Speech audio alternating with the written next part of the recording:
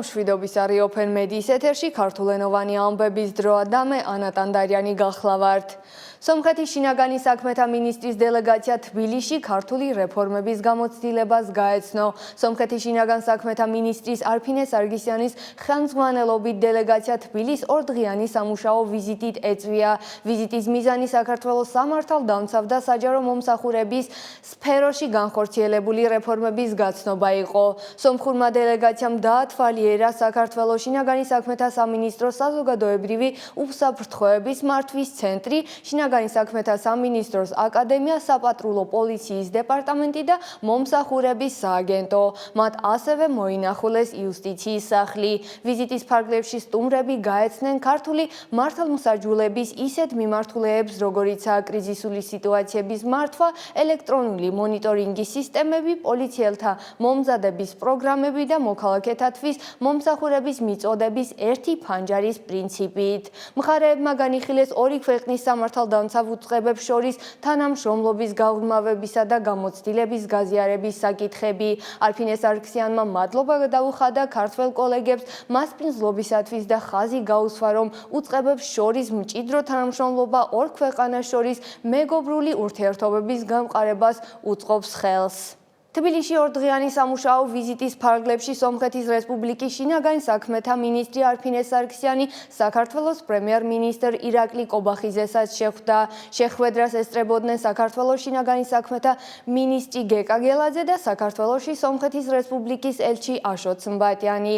მხარეებმა ხაზი გაუსვეს სომხეთისა და საქართველოს მეგობრულ და კეთილმეზობლურ ურთიერთობებს, ასევე ორი მეზობელი სახელმწიფოს სამართალდამცავი ორგანოების მჭიდრო და ეფექტურ თანამშრომლობას. ხაზი გაესვა სამხრეთ კავკასიაში სტაბილური მშვიდობის განსაკუთრებულ მნიშვნელობას. ამ კონტექსტში საქართველოს პრემიერ-მინისტრმა დადებითად შეაფასა სომხეთსა და აზერბაიჯანს შორის სამშვიდობო ხელშეკრულების ტექსტის გარშემო მოლაპარაკებების დასრულება და იმედი გამოთქვა, რომ დოკუმენტი უახლოეს მომავალში გაფორმდება. ირაკლი კობახიძემ დაადასტურა საქართველოს მთავრობის მზად ყოფნა მომავალშიც შეუწყოს ხელი დიალოგისა და რეგიონში მშვიდობისა და სტაბილურობის უზრუნველყოფას. სტოკჰოლმის არბიტრაჟმა სომხეთის ელექტროქსელების ნაციონალიზაცია შეაჩერა. ერევანი კი გადაწყვეტილებას არ ეთანხმება. სტოკჰოლმის საარბიტრაჟო ინსტიტუტმა დააკმაყოფილა ბიზნესმენ სამվել კარაპეტიანის ოჯახის მოთხოვნა და სომხეთის მთავრობას დაავალდებულა შეაჩეროს სომხეთის ელექტროქსელების ნაციონალიზაციის პროცესი. სასწრაფო არბიტრაჟის გადაწყვეტილებით, რომელიც სავალდებულოა შესასრულებლად სომხეთის მთავრობას ეკრძალება კომპანიის კონცეფციის ისაკენ მიმართული ნებისმიერი შემდგომი ნაბიჯის გადადგმა.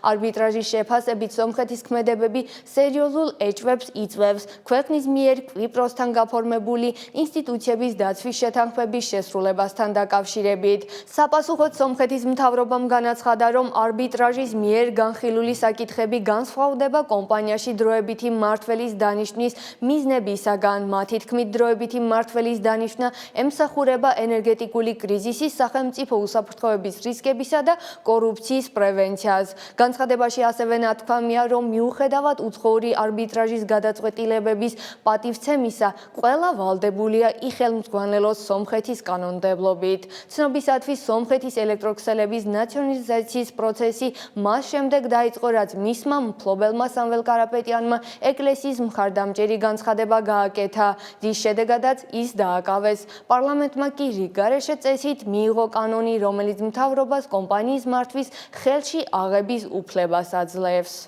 შეერთებული შტატების კონგრესში ქრისტიანთა დევნის, მათ შორის აზერბაიჯანის მიერ არცახელი სომხების ეთნიკური წმენდის დაგმობი ოპერატიული რეზოლუცია წარადგინეს. ამის შესახებ ამერიკის სომხური საკითხების ოფისი იუწყება.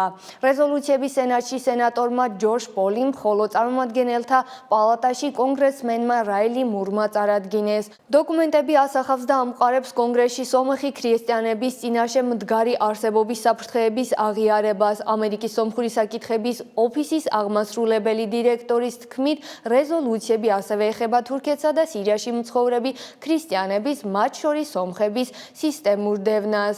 დოკუმენტები მოუწოდებენ პრეზიდენტ დონალდ ტრამპს პრიორიტეტი მიანიჭოს დევნილი ქრისტიანების დაცვას, როგორც შეერთებული შტატების საგარეო პოლიტიკის ნაწილს. სომხეთის პრემიერ-მინისტრმა ნიკოლ ფაშინიანმა ეგვიპტის პრეზიდენტ აბდელ ფატაჰ ალ-სისის ეროვნული დღესასწაული რევოლუციის დღე მიულოცა. თავის მისალოწერილში ფაშინიანმა კმაყოფილებით აღნიშნა, რომ ბოლოდროინდელმა მაღალი დონის ვიზიტებმა ორ ქვეყანას შორის დიალოგი გააქტიურა. მან იმედი გამოთქვა, რომ დაგეგმილი ღონისძიებები კიდევ უფრო გააღრმავებს ეკონომიკურ და სხვა სფეროში თანამშრომლობას. სომხეთის პრემიერმა ასევე ხაზი გაუსვა და მხარდაჭერა უცხადა ეგვიპტეს შუამავალი ძალისხმევას ახლო აღმოსავლეთსა და აფრიკაში მშვიდობისა და სტაბილურობის დასამყარებლად. სომხეთის პრემიერ-მინისტრი ნიკოლ ფაშინიანი 24 ივლისს ორდღიანი სამუშაო ვიზიტით რუსეთში გაემგზავრება. პრემიერ-მინისტრის აპარატის მიერ გავრცელებული განცხადების თანახმად ფაშინიანი რუსეთის ფედერაციის ალთაის რესპუბლიკაში ბუნებისა და გაეროს დაცვისადმი მიწყვნილ საერთაშორისო კონფერენციას მიიღებს მონაწილეობას.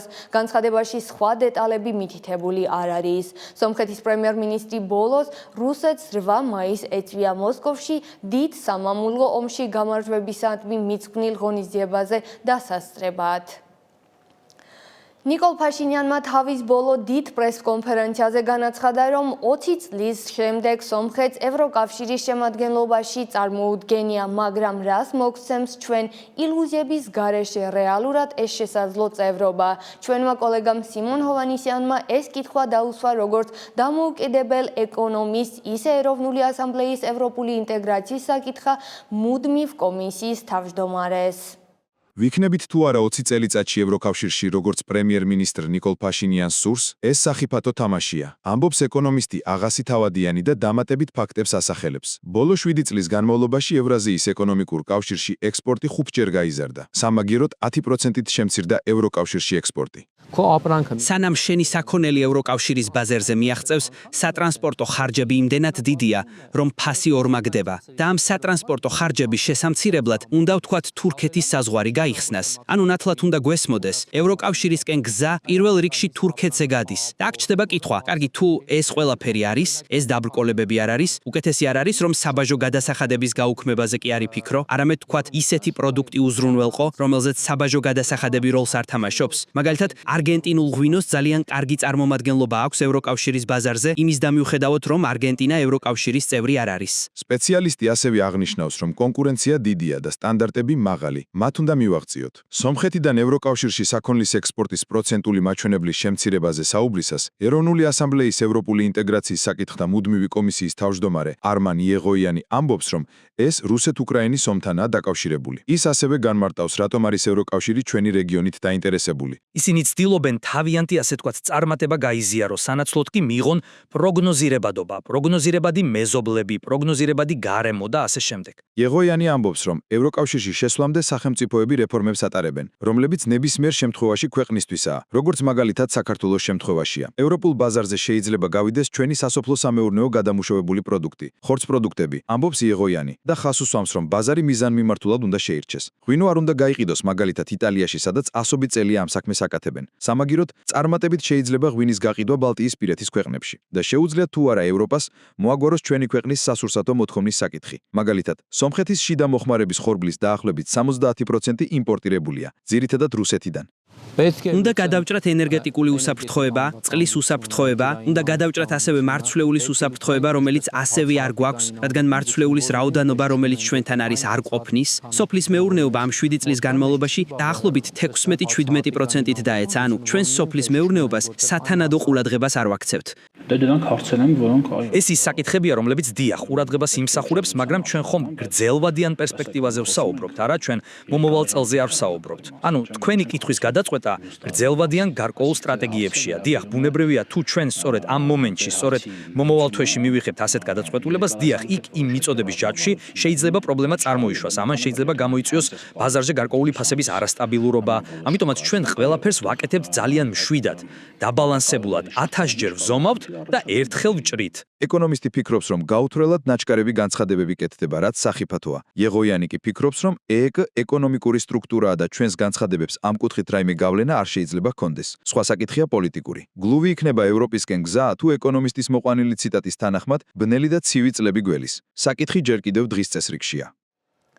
სომხეთში ტურისტების რაოდენობა გაიზარდა, საქართველო კი მეორე ადგილზეა. მიმდინარე წლის ივნისში სომხეთს 215,253 ტურისტი ეწვია, რითაც გასული წლის იმავე პერიოდთან შედარებით შესამჩნევი ზრდა დაფიქსირდა. 2024 წლის ივნისში სომხეთს 180,700 ტურისტი ეწვია. აღნიშნულის შესახებ ინფორმაციას კი სომხეთის რესპუბლიკის ტურიზმის კომიტეტი ავრცელებს.